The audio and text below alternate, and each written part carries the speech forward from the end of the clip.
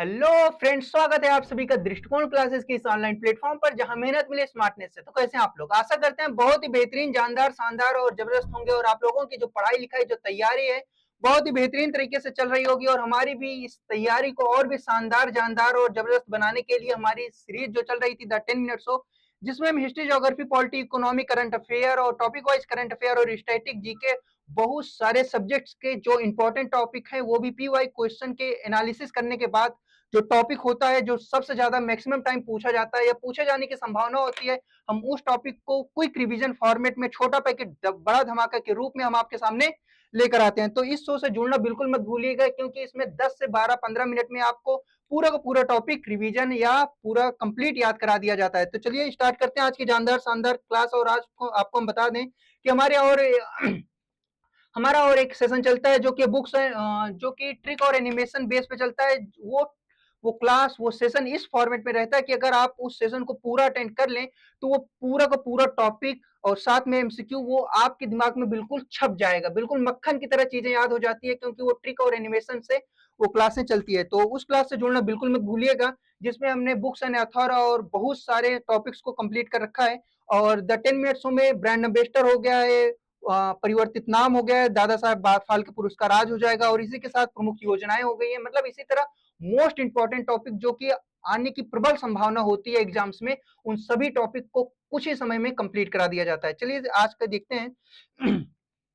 चलिए आज का जो हमारा टॉपिक है दादा साहेब फाल्के पुरस्कार, सबसे पहला क्वेश्चन जो कि लगभग 80% क्वेश्चन बनने की संभावना यह होगी कि दादा साहेब फाल्के पुरस्कार जो है, एक सेकंड, चलिए दादा साहब फाल्के पुरस्कार जो कि, चलिए, जो कि 2025 में अनाउंसमेंट किया गया, लेकिन किसके लिए? 2023 वाले के लिए।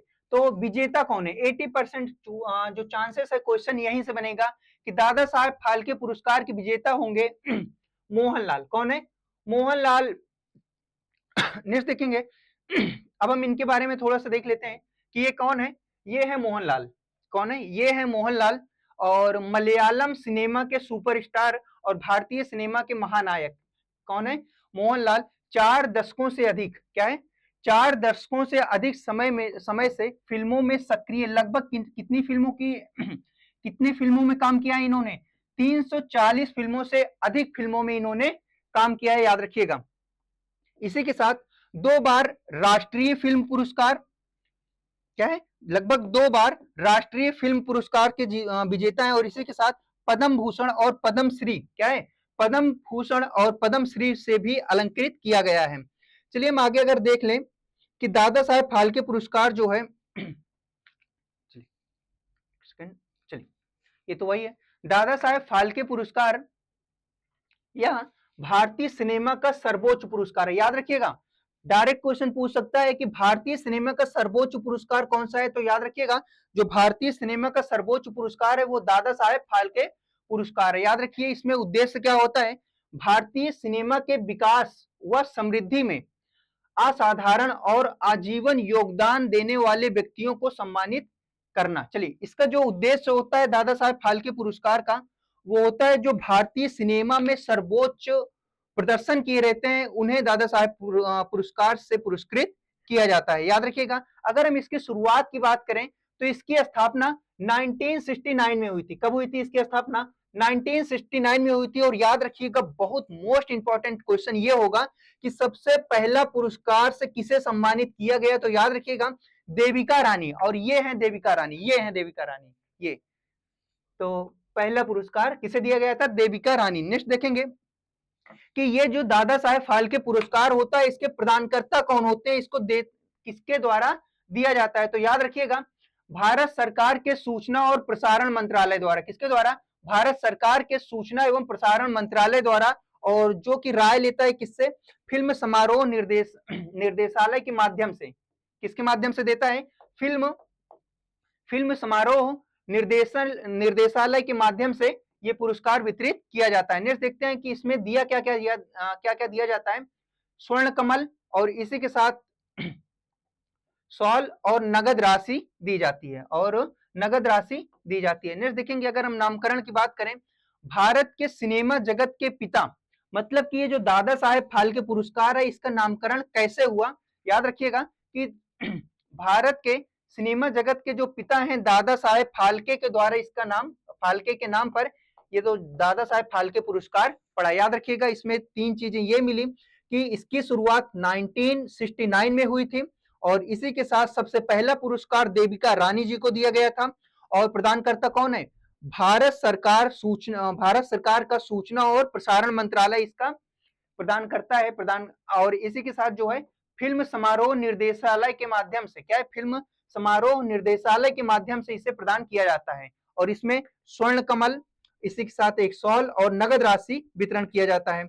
और नामकरण याद रखिएगा किसके नाम पर पड़ा था, जो फिल्म जगत के पिता हैं दादा साहेब फाल्के के नाम पर ये जो पुरस्कार है उनके नाम पर पड़ा है। नेक्स्ट देखेंगे, चलिए इसमें हम नेक्स्ट कुछ एमसीक्यू कर लेते हैं जिससे ये टॉपिक आपको पूरी तरीके से रिवाइज हो सके और ये जो एमसीक्यू होगा वो मोस्ट एक्सपेक्टेड एमसीक्यू होगा। तो याद रखिएगा सबसे पहला क्वेश्चन जो है हमारा कि दादा साहेब फाल्के पुरस्कार 2023 के विजेता 23 अनाउंसमेंट 25 में, याद रखिएगा जैसे हमारे एग्जाम्स लेट होते हैं उसी तरह ये पुरस्कार भी थोड़ा सा लेट है। याद रखिएगा तो कौन है, कौन है, ये है मोहनलाल। याद रखिएगा कौन है, मोहनलाल। चलिए नेक्स्ट देखते हैं।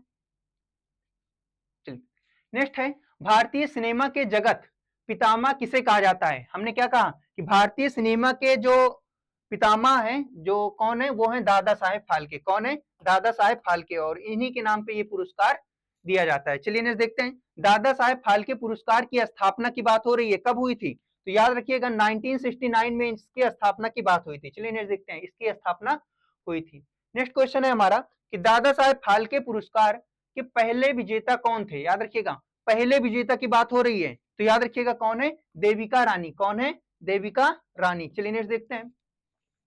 नेक्स्ट हमारा जो क्वेश्चन है, दादा साहेब फाल्के पुरस्कार के अंतर्गत विजेताओं को क्या प्रदान किया जाता है। विजेताओं को क्या प्रदान किया जाता है, क्या क्या, स्वर्ण कमल, शॉल और नगद राशि। याद रखिएगा ये है स्वर्ण कमल, शॉल और नगद राशि। चलिए नेक्स्ट देखते हैं। नेक्स्ट है दादा साहेब फाल्के पुरस्कार किस मंत्रालय द्वारा दिया जाता है। याद रखिएगा किस मंत्रालय द्वारा दिया जाता है, सूचना और प्रसारण मंत्रालय द्वारा। अभी बताए हैं, याद रखिएगा सूचना और प्रसारण मंत्रालय द्वारा दिया जाता है। चलिए नेक्स्ट देखते हैं। नेक्स्ट क्वेश्चन है दादा साहेब फाल्के पुरस्कार का उद्देश्य क्या है, मतलब किस उद्देश्य को पूर्ति करने के लिए दिया जाता है। तो याद रखिएगा भारतीय सिनेमा में आजीवन और असाधारण प्रदर्शन के लिए ये दादा साहेब फाल्के पुरस्कार दिया जाता है। चलिए नेक्स्ट देखते हैं। मोहनलाल को दादा साहेब फाल्के पुरस्कार 2023 से सम्मानित क्यों किया गया था, क्यों सम्मानित किया गया था। इन्होंने मलयालम सिनेमा और भारतीय सिनेमा के 4 दशक से अधिक योगदान के लिए इन्हें दादा साहेब फाल्के पुरस्कार से सम्मानित किया गया था। याद रखिएगा। चलिए नेक्स्ट देखते हैं। मोहनलाल को कौन कौन से राष्ट्रीय सम्मान प्राप्त हुए हैं, जिन्हें इस बार दादा साहेब फाल्के पुरस्कार मिला है मोहनलाल जी को, वो और किस किस सम्मान से सम्मानित किए गए हैं। तो याद रखिएगा पद्म विभूषण और पद्मश्री। याद रखिएगा। चलिए नेक्स्ट देखते हैं। नेक्स्ट है मोहनलाल अब तक लगभग कितनी फिल्मों से अभिनय कर चुके हैं, मतलब कितनी फिल्मों में अभिनय कर चुके हैं मोहनलाल। याद रखिएगा कितना, 340 प्लस। याद रखिएगा कब, कितने, लगभग 340 प्लस। चलिए आज का सेशन यहीं तक था। आशा करते हैं ये सेशन आपको बहुत ही पसंद आया होगा। पसंद आया हो तो लाइक शेयर सब्सक्राइब जरूर करिएगा।